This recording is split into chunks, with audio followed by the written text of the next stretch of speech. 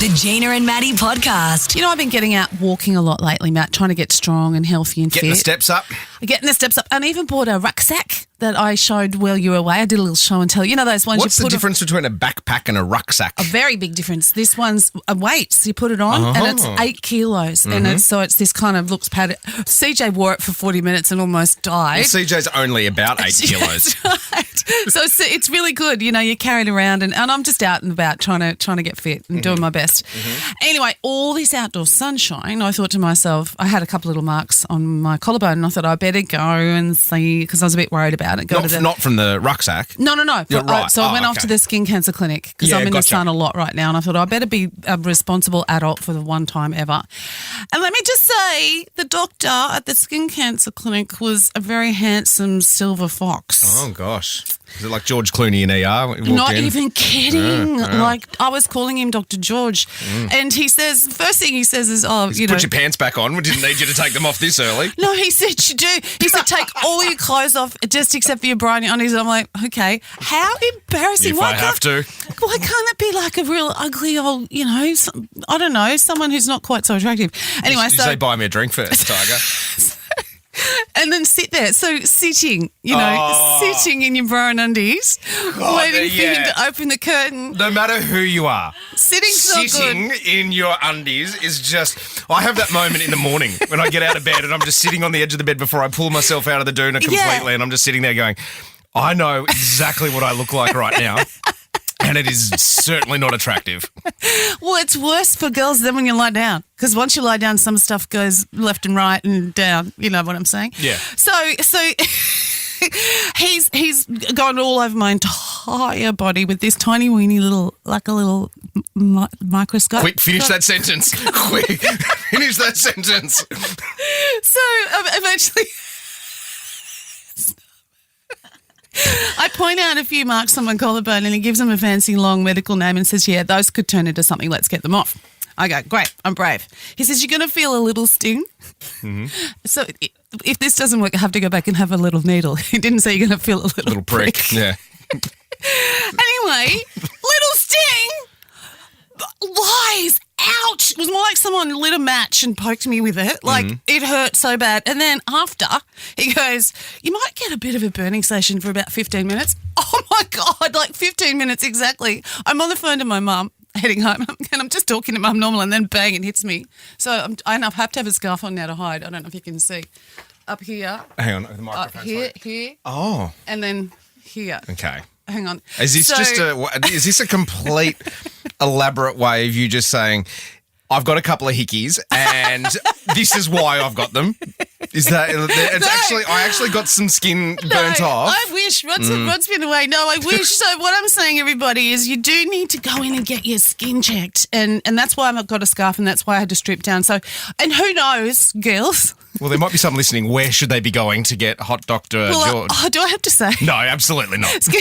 Gina and Maddie. Just going to have a little bit of a quick look around the grounds and see what is trending in the last 24 hours. Coldplay. Well, this is the story that just keeps on giving, really. We all saw it on Friday.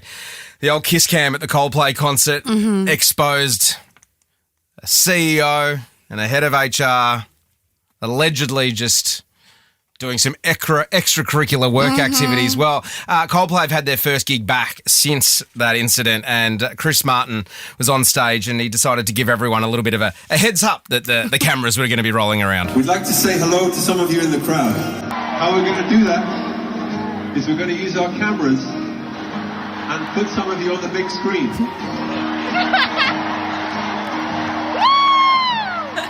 So please, if you haven't done your makeup, do your makeup now. Yeah, little subtle makeup reference, and also like I said, it's just gaining so much traction. Also going viral is a clip of a ground announcer with a warning before a kiss cam with over 3 million views on TikTok and Instagram. The clip is from the Wallabies versus Lions game in Brisbane over the weekend, and this is how that happened. All right, Brisbane, we have fired up the kiss cam. So if you're a CEO with your head of HR, right now it is time to leave the stadium.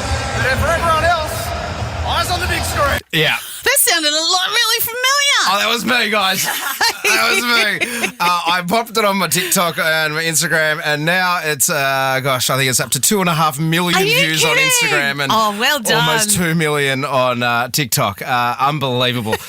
None of my radio stuff's ever gone viral, but that's cool. No dramas. Hey, look, just while we're rolling through the Open Golf, we call it the Open. The Americans call it the British Open. Scotty Scheffler, who is just in career hot form at the moment, has picked himself up another of the majors. So in the golfing world, the British Open or the Open is kind of like, if you're talking tennis, one at the Wimbledon, US Open, Australia. So it's one of the big ones. Yeah. It wasn't really anything to do with his victory that caught my eye. It was more in the second round of the Open when he was hitting an approach shot into the 7th hole.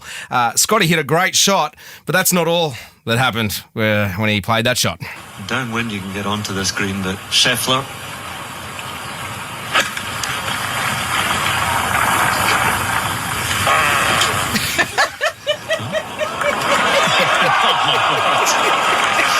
What are you laughing about? There's so much to say about that shot. The sound off the club face. He's just released a whole lot of tension with that shot, and the release sounded like this. Yeah, there it is. What's funny? So funny. Congratulations to Scotty Scheffler. And just quickly, it's the tour that everyone is talking about other than Coldplay, Oasis.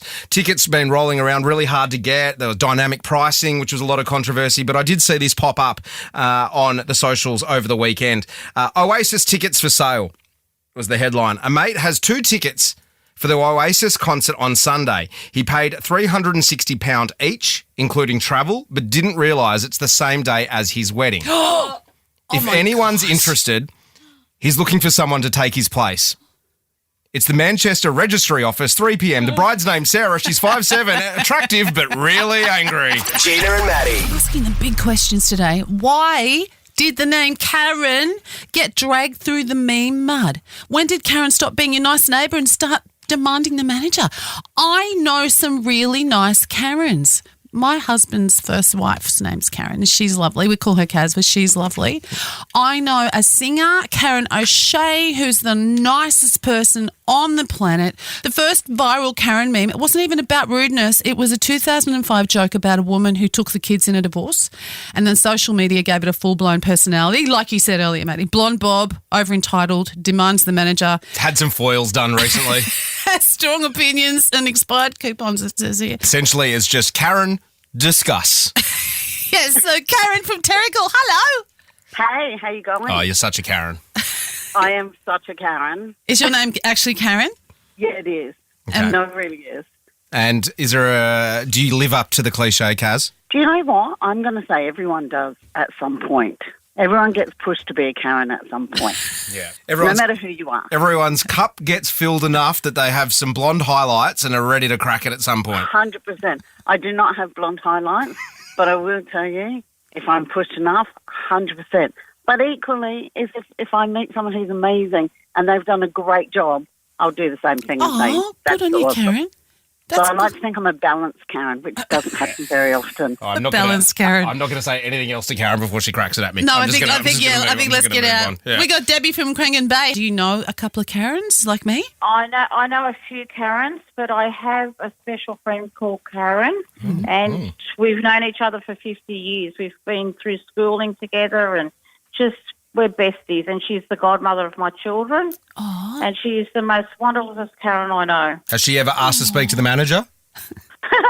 No, she hasn't. No, well, not that I know of, no. Oh, there you go, debunking the mystery. Hello, Karen from Wyoming. Hello. Are you a good Karen or a bad Karen? Oof. I'm a good Karen. Yep. No comments here. Sound like a good one. Yep. How do you define a good Karen?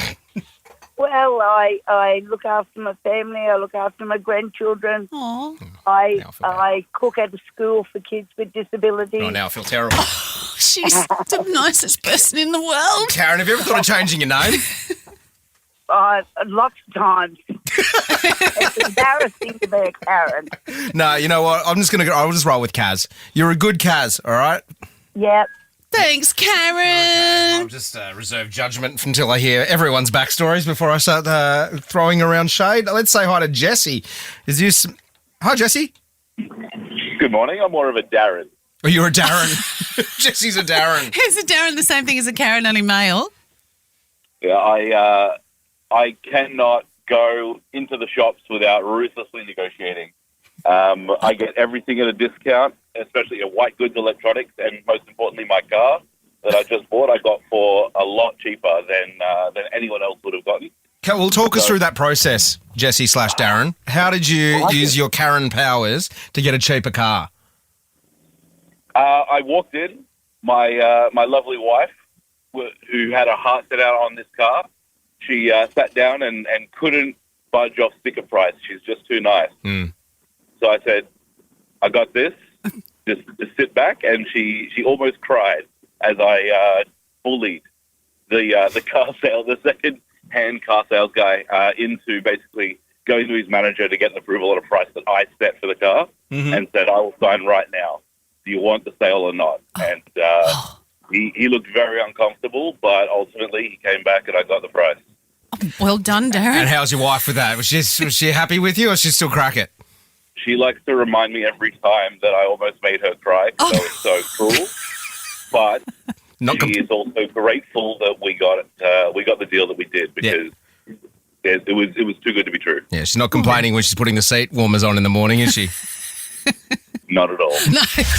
Listen to Gina and Maddie weekday mornings from 5:30. Live on the Star Player.